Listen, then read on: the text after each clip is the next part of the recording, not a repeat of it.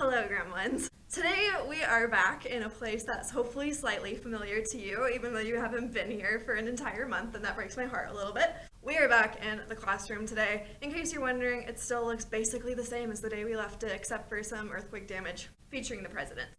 Poor president. I guess Obama fell all the way off. Very sad. I also have no clue what I'm gonna do with your folders, so if you want those back, drop me an email, please. Anyway, welcome to episode 12. I'm pretty sure it's 12. I cannot believe I've made 12 videos. Welcome to episode 12 of History with Miss Barney. Oh, and by the way, on to the lesson. Last week, we went over all of those different events that were increasing tension between the North and the South. Obviously, they all had to do with slavery. This issue was too big to ignore anymore. It was tearing the country apart. Of those events, 45% of you said that you thought the event that increased tensions the most was the election of this guy.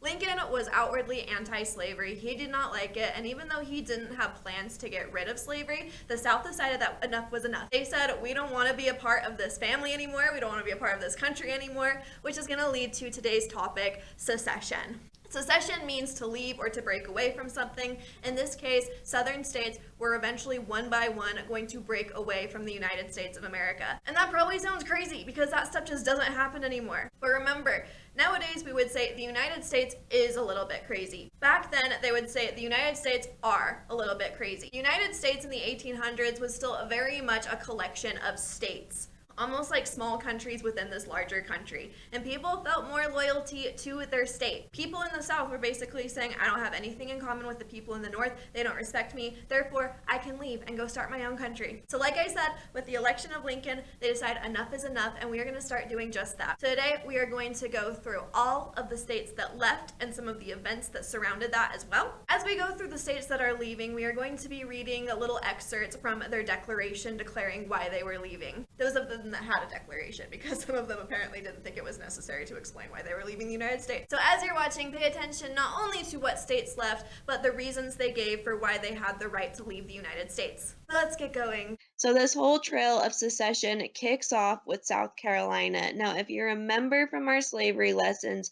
South Carolina had a really high enslaved population. They were really wrapped up in the cotton industry, and they had been speaking out against the federal government in regards to slavery for quite some time, so it really wasn't surprising that they were the first to leave. They leave December 20th, 1860, not too long after Lincoln is elected, and they say they leave for the following reason. An increasing hostility on the part of the non-slave-holding states to the institution of slavery has led to a disregard of their obligation, and the laws of the general government have ceased to affect the objects of the Constitution. Government cannot endure permanently half slave and half free. So if we pick out the keywords, we see the reason they are leaving is the government, meaning the national government of the United States, and because of slavery. Next to leave is a few weeks later. Mississippi leaves on January 9th, and they say this new union with Lincoln Black Republicans and free Negroes without slavery, or slavery under our old constitutional bond of union without Lincoln Black Republicans or free Negroes either to molest us. Once again, we see the word slavery pop up. Next to leave is Florida, and they leave the very next day on January 10th, and guess what? They did not write a declaration to explain why they were leaving, which I kind of feel like is super on brand for Florida, but maybe that's just me. The next day, Alabama leaves, and they say nothing less than an open declaration of war, for the triumph of this new theory of government destroys the property of the South, lays waste her fields, and inaugurates all the horrors of a Santo Domingo servile resurrection. So we're looking at the keywords, government and slavery. Georgia then leaves January 19th, 1861. They said the prohibition of slavery in the territories is the cardinal principle of the Republicans, and that by their declared principles and policy, they have outlawed $3 billion worth of our property in the common territories of the Union. Once again, we see slavery. Next up is Louisiana. They leave January 26th. She was impelled to this action to preserve her honor, her safety, and her property, and the free institution so sacred to her people. She believed the federal agent had betrayed her trust, had become the facile instrument of a hostile people, and was usurping despotic powers. So they were blaming the national government for overstepping their bounds. And if we kind of infer some things, we see that they say the national government is overstepping their bounds in regards to slavery. Texas leaves next on February 1st, 1861, and they said, "We hold as undeniable truths that the governments of the various states and of the Confederacy itself were established exclusively by the white race for themselves and their posterity, that the African race had no agency in their establishment, that they were rightfully held and regarded as an inferior and dependent race, and in that condition only could their existence in this country be rendered beneficial and tolerable." So Texas gets super racist there, and we can see that they also left because of racism in regards to, you guessed it, slavery. Meanwhile, in February 1861, February 4th, these seceded states held a convention in Montgomery, Alabama, because it's like, okay, they've all left the country, but are they going to join together to make a new country? Turns out, yeah.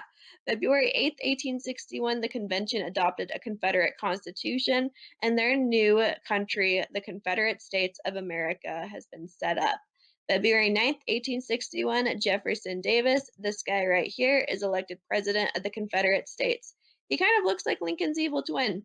And speaking of Lincoln, meanwhile, in March 1861, Lincoln's inauguration. At Lincoln's inauguration, the new president said he had no plans to end slavery in those states where it already existed, but he also would not accept secession. He hoped to resolve the national crisis without warfare. Unfortunately for him, a month later, on April 12th, there's an attack on Fort Sumter, and it looks like the United States of America and the Confederate States of America are about to go to war. Just a little bit after Fort Sumter, Virginia, the place where America was born with Jamestown, leaves, saying the federal government having perverted said powers not only to the injury of the people of Virginia, but to the oppression of the southern slaveholding states. So we see those terms for why they're leaving slavery and the government. After that, Arkansas left on May 6th. The South wants practical evidence of good faith from the North, not mere paper agreements and compromises. They believe slavery is sin. We do not, and there lies the trouble. Oh, look, a word for why they're leaving slavery. Next, Tennessee left May 6th. During a special session of the state legislature, it was stated that the Union had been destroyed by the bloody and tyrannical policies of the presidential usurper. So Tennessee says they're leaving because of the president and the national government. North Carolina then left on May 21st, 1861. They were the last to leave the Union. Meanwhile, June 1861, West Virginia is created. Residents of the western counties of Virginia did not wish to secede along with the rest of the state.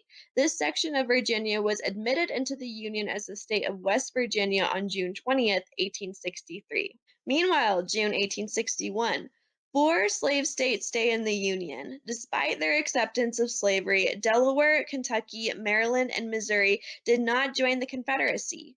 Although divided in their loyalties, a combination of political maneuvering and Union military pressure kept these states from seceding. Okay, now I just want to clarify that when I'm talking about the Union, I'm talking about the North. These are the states that stayed in America as a union of states. August 16th, 1861, the Confederate States are declared to be in a state of insurrection by President Lincoln, and war becomes inevitable. He is not going to accept that these states just up and left. He is going to force them to come back to the country. So the stage has been set for the Civil War. These red states at the bottom, the South, those are the Confederate States or the Confederacy.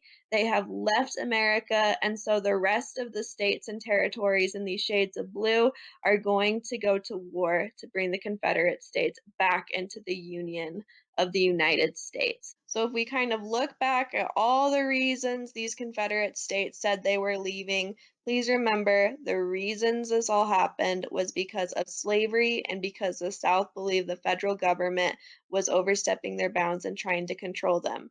Remember those two things, and you know what? You're going to be good on your quiz. So that's what I've got for you guys today. I will be back with another video lesson tomorrow. See you then.